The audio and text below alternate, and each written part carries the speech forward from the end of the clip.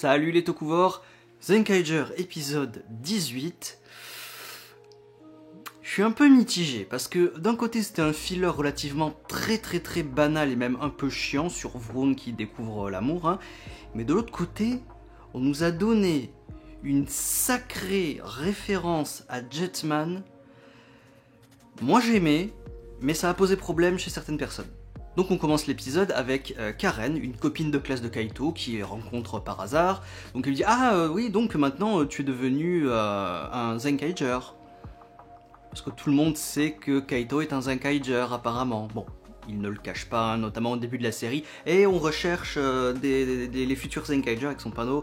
Ok, il se le cache pas, sa copine de classe vient le voir, ok d'accord. Et Duran touche un petit point sensible en disant « Mais Kaito, tu serais pas sorti avec elle, elle est mignonne, tu serais pas tombé amoureux et tout ?» Non. C'est purement amical. Kaito et Karen ne sont jamais tombés ensemble, ils ne sont pas amoureux, voilà. Et donc c'est l'occasion pour Vroon de se demander l'amour, mais qu'est-ce que c'est? Donc j'aimerais étudier ça. Et ben justement, nous avons donc Renai World qui lance une vague d'amour pour que tout le monde tombe amoureux l'un de l'autre. Donc ça sous-entend qu'il existe un Renaitopia, donc le monde de l'amour, où tout le monde est amoureux de tout le monde. Ok, ça doit être sympa le soir. Donc Duran tombe amoureux de Gaon parce que Melolia, une kikainoïde qui adore la chanson, tombe amoureuse de la voix de Zox, donc tombe amoureuse de Zox, hein. Karen tombe amoureuse de Vroon parce qu'ils partagent la même passion des livres, de la lecture. Majine et Flint tombent amoureuses l'une de l'autre parce que...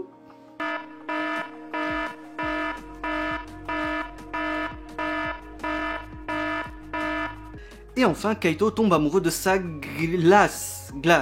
La glace. Pas la grand-mère, la glace. Parce que l'amour n'a pas de limite. Alors c'est un passage assez long où on les voit tous tomber amoureux. C'est vraiment à partir de là que l'épisode devient un peu chiant. On voit plein de gens qui tombent amoureux, on voit un petit peu le quotidien, notamment entre Karen et Vroon. Ouais, c'est pas ultra intéressant, mais bon, ça fait un petit peu grandir Vroon, qui au final en tirera la leçon de l'épisode, à la fin de l'épisode. Hein.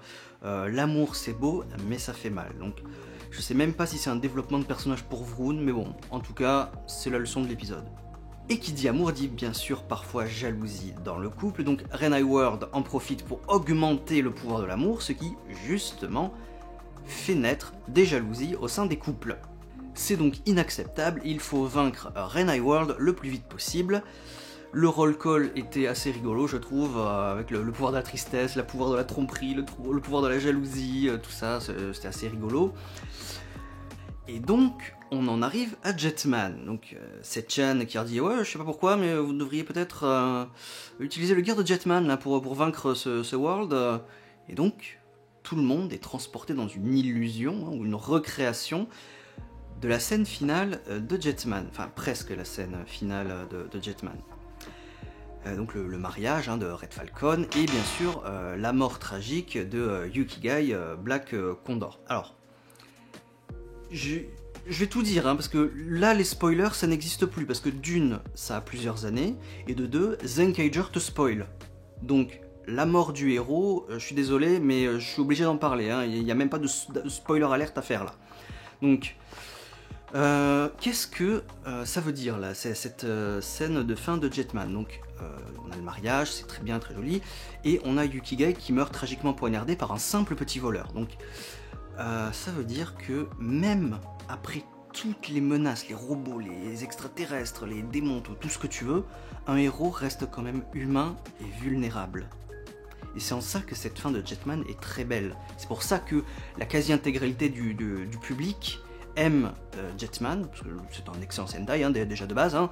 Et en plus, cette fin tragique, douce amère, douce parce que mariage, génial, mais amère parce que tu as cette scène déchirante, et Guy sur son banc avec sa cigarette qui essaye de tenir le plus possible pour féliciter ses copains qui se sont mariés. Voilà, c'est absolument fabuleux. Par contre, Donc les Zenkaiger recréent ça plan pour plan, moi j'ai trouvé ça très très bien, hein, joli hommage.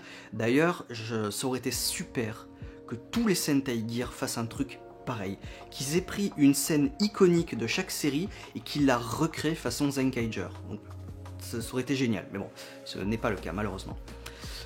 Donc je suis allé voir un petit peu les réactions, notamment du côté des Américains bien sûr, hein. Du côté français c'est un peu plus mitigé. Certains ont gueulé que c'était une honte d'avoir fait ça, que ça se moquait de la mort d'un héros. Non, non, désolé, c'est un hommage comme un autre d'une série à une autre série. Et Zenkaiger, je vous le rappelle, est une série comique. Donc, moi j'ai vu le comic, on te parodie cette scène-là, en plus, fidèlement, les plans sont exactement les mêmes, c'est filmé de la même façon. En plus, ils ont mis un filtre vieux film et l'image 4/3. Donc c'est pas une insulte d'avoir fait ça, c'est un bel hommage. Enfin bref, ça c'est comme les goûts et les couleurs.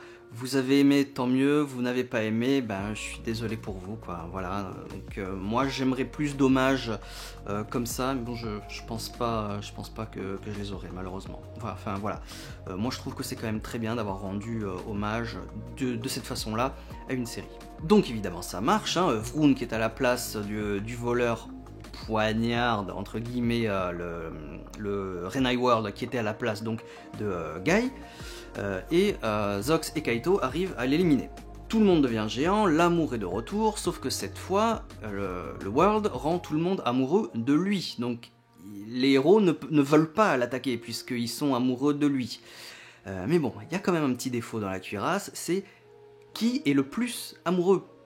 Et donc ça commence à se disputer et à la fin, bien entendu, le World est détruit. Voilà. Et on termine par Stacy, alias Satoshi, hein, pour Mamie, au Colorful, où il a aussi commandé un sundae, et où Mamie dit « Non, non, ne paye pas, c'est pour Kaito. » Tiens, voilà, Kaito, en plus.